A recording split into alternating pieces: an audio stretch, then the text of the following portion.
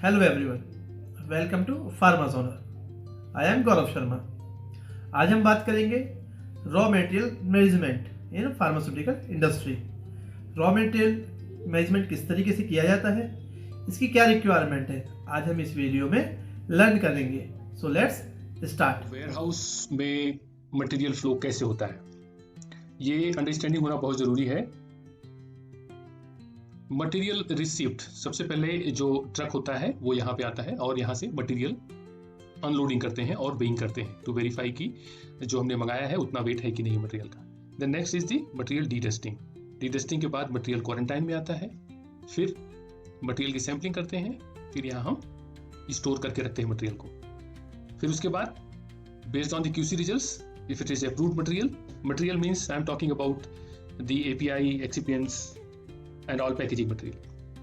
This is the storage of the material, and if it is not accepted means rejected, then it will be here in the rejected area.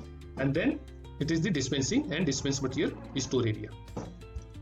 So if you see the flow, the material is coming here, then this step, then from here it is going out. So एक तरीके से हम यहाँ देख रहे हैं कि ये यूनिडायरेक्शनल फ्लो हो रहा है। मटेरियल यहाँ से आया और यहाँ से निकल गया। सो टिपिकली वेयर हाउस की डिजाइन ऐसे ही होती है। ऐसे क्यों होती है कि हम जिग जैग मूवमेंट को अवॉइड कर सकें और मटेरियल मिक्सअप को अवॉइड कर सकें कि मटेरियल आ भी रहा है वहीं से और मटेरियल जा भी रहा है। अब हम आपको फ्लो चार्ट बताते हैं कि फ्लो चार्ट क्या है मटेरियल रिसीप्ट को लेकर। सो मटेरियल रिसीप्ट हुआ, फिर उसके बाद अनलोडिंग के बाद डॉक्यूमेंट्स को वेरीफाई किया जाता है और उसके बाद फिजिकल वेरिफिकेशन होता है। अगर कोई डैमेज है मटेरियल, इफ यस, तो देखते हैं क्या उसका इनर पैक भी डैमेज है। अगर इनर पैक भी डैमेज है तो उस कंटेनर को हम रिजेक्ट करते हैं। अगर नहीं है तो हम मटेरियल को एक्सेप्ट करते हैं, लेकिन उस कंटेनर से हम सैंपल जरूर निकालते हैं जिनमें आउटर पैक डैमेज है।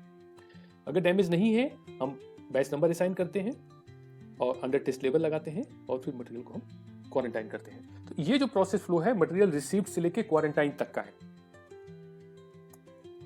अब हम आगे डिस्कस करेंगे प्रोसेस को। तो सबसे पहले हम जो डिस्कस कर रहे हैं और जो हम आगे भी डिस्कस कर रहे हैं, इनके लिए एक प्रोसीजर होना चाहिए जिसको हम एसओपी बोलते हैं, और उन एसओपी पे उन सभी लोगों की ट्रेनिंग होना चाहिए जो इस प्रोसेस को एग्जीक्यूट कर रहे हैं। सबसे पहले कोई भी मटेरियल गेट पे आता है तो वहां पे एंट्री होती है। सिक्योरिटी पर्सनल्स गेट पे एंट्री करते हैं उस मटेरियल को और स्टैंप लगाते हैं कि यस ये मटेरियल आया है। तो मटेरियल की एंट्री और जो डॉक्यूमेंट्स हैं वो सारे डॉक्यूमेंट्स को लेके वेयर हाउस में हैंड ओवर करते हैं टू द रिस्पॉन्सिबल पर्सन। अब वेयर हाउस में जब हैंड ओवर करते हैं तो वहां पे क्या क्या चीजें चेक की जाती हैं। इनवॉइस है कि नहीं है, गेट में एंट्री किया है, जो मटेरियल का नाम है वो नाम बराबर है, क्वांटिटी अप्रूव्ड वेंडर से आया है कि नहीं आया है, सर्टिफिकेट ऑफ एनालिसिस है कि नहीं है। So the warehouse has to verify each and every document critically, और उस पर साइन भी करता है कि यस उसने वेरीफाई किया है। अगर कोई डॉक्यूमेंट नहीं है तो वो वेंडर को बताता है कि बॉस ये डॉक्यूमेंट नहीं है and you have to provide. अगर मटेरियल में सर्टिफिकेट ऑफ एनालिसिस नहीं है या कोई इंपॉर्टेंट डॉक्यूमेंट नहीं है तो मटेरियल को अनलोड नहीं होना चाहिए। This is again GMP.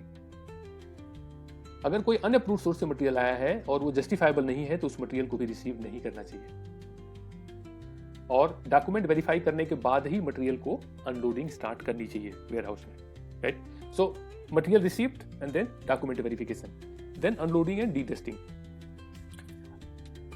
D testing जो होती है वो कई तरीके से कर सकते हैं। एक तो हम ड्राई वाइपिंग कर सकते हैं with the cloth, clean cloth, या दूसरा वैक्यूम क्लीनर से हम क्लीन कर सकते हैं।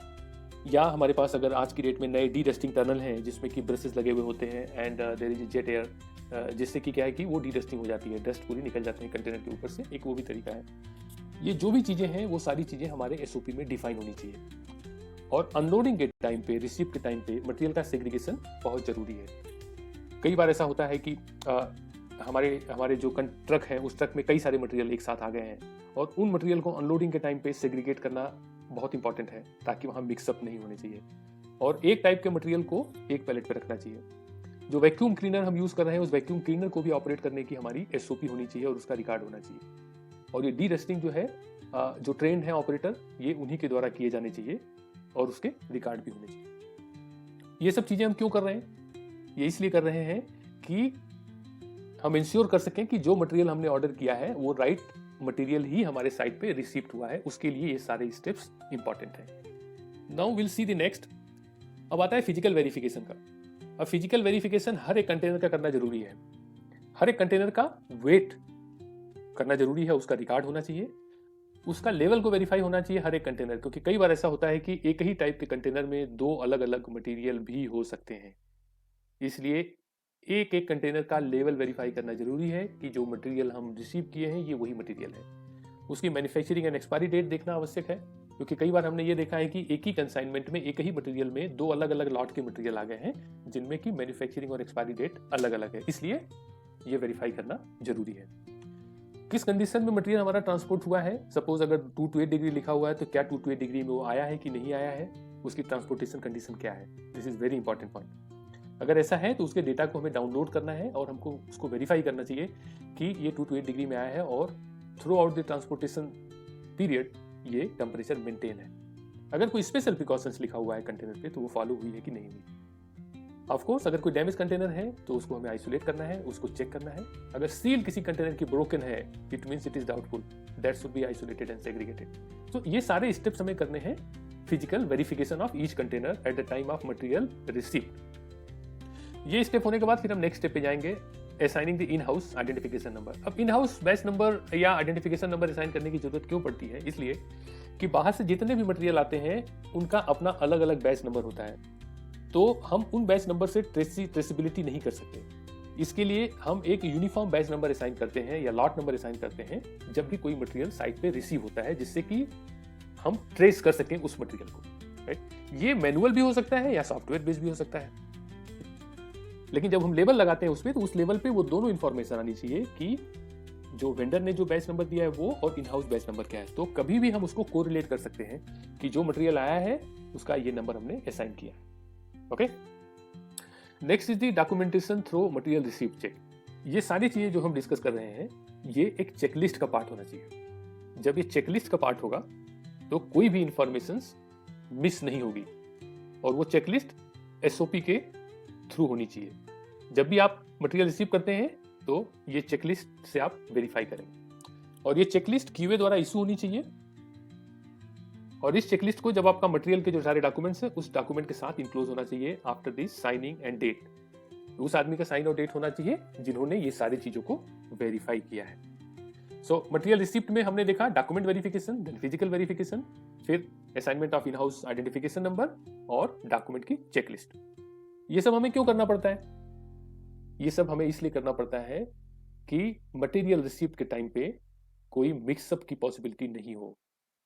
We have to be very careful at this point of time. Next step आता है मटेरियल क्वारंटाइन। तो रिसीव होने के बाद वेरिफिकेशन होने के बाद हम मटेरियल को क्वारंटाइन करते हैं। अब क्वारंटाइन क्यों करना पड़ता है? क्वारंटाइन का मतलब क्या है? क्वारंटाइन का मतलब ये होता है कि इसको अप्रूव्ड स्टॉक में मिक्स करने से पहले एक स्टेज होती है जिसको हम कहते हैं क्वारंटाइन।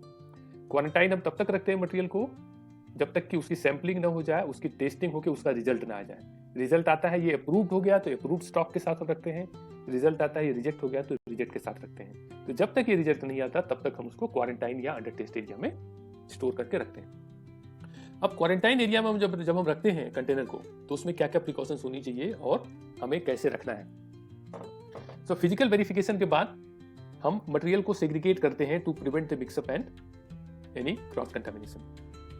इस मटेरियल को हम डिजिग्नेटेड प्लेस पे रखते हैं। प्लेस हमारे आइडेंटिफाई होना चाहिए कि क्वारंटाइन एरिया में कहाँ पे हमको मटेरियल को रखना है और ये ऑफ द फ्लोर होना चाहिए और चारों तरफ से सुटेबल प्लेस होना चाहिए जिससे कि हम उसका क्लीनिंग और इंस्पेक्शन कर सकें। जैसा कि हमने इस पिक्चर में दिखाने की कोशिश की है quarantine material store.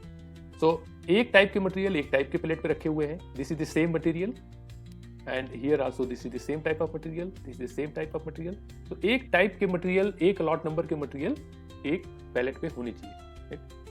Status level की अगर हम बात करें तो स्टेटस लेवल वो एक फिक्स लोकेशन पे लगाने चाहिए। जैसे आपका कंटेनर आ रहा है तो आप डिसाइड कर लीजिए कि आप लेवल कहाँ लगाएंगे। This is very good practice कि अगर आप एक जगह लगाते हैं तो आप जब भी वेरीफाई करने जाएंगे तो आपको पता होगा ये लेवल जो है ऊपर जो रिम है, रिम से इतना नीचे लगा है सारे जगह पे। तो this is a good practice. So मैं ये रिकमेंड करूंगा और मैं ये आपको बताऊंगा कि आप एक जगह फिक्स करके वहीं लगाइए, राइट। जो लेवल हम लगा रहे हैं वो कंट्रोल होना चाहिए जिससे कि उसका अनऑथराइज्ड यूज ना हो। या तो ये सिस्टम के थ्रू हम कंट्रोल कर सकते हैं या मैनुअल कंट्रोल कर सकते हैं। और जितने भी लेवल हम निकालते हैं, यूज करते हैं या डिस्ट्रॉय करते हैं उन सभी का रिकॉर्ड होना चाहिए जिसको कि हम रिकंसिलेशन रिकॉर्ड करते हैं। अब मैं बताऊंगा कि इस लेवल पे क्या क्या इंफॉर्मेशन होनी चाहिए जो हम अंडर टेस्ट लेवल निकालते हैं। मटेरियल का नाम, जो हमने कोड जनरेट किया है, इंटरनल बैच नंबर, ये batch number and receiving number, यहाँ पे हम वेंडर का बैच नंबर डाल सकते हैं। देन एक्सपायरी डेट, किसने रिसीव किया है, किसने साइन किया है। तो ये एक एग्जांपल है अंडर टेस्ट लेवल के कंटेंट के लिए। ये सारी चीजें हम क्यों करते हैं जो हमने अभी डिस्कस किया मटेरियल क्वारंटाइन में, वो इसके लिए कि हम मटेरियल को प्रिवेंट कर सकें एनी डिग्रेडेशन से, एनी कंटामिनेशन से और एनी क्रॉस कंटामिनेशन से। So material receipt is important. At the time of receipt हमें क्या क्या चीजें चेक करनी चाहिए, document verification, physical verification and material quarantine. अब टोटल हमने क्या सीखा इस मॉड्यूल को, इस ट्रेनिंग के बाद? वेयरहाउस का लेआउट, कि मटेरियल अनलोड कहां से होगा और डिस्पेंस होने के बाद मटेरियल जाएगा कहां से, to have a uniform flow. Different areas कौन से होते हैं वेयरहाउस में, वो हमने बताया आपको। मटेरियल रिसीव के टाइम पे आपको क्या क्या चीजें चेक करनी है, इंश्योर करनी है। फिजिकल वेरिफिकेशन में आपको क्या करना है, क्वारंटाइन के टाइम पे क्या क्या प्रिकॉशंस लेने हैं, और ऑफ द फ्लोर स्टोर करके रखना है। और लेबल इज वेरी इंपॉर्टेंट, जिससे कि उसका मिसयूज नहीं होने चाहिए, राइट। इन सारी चीजों का एविडेंस होना चाहिए। Once again, if no record mean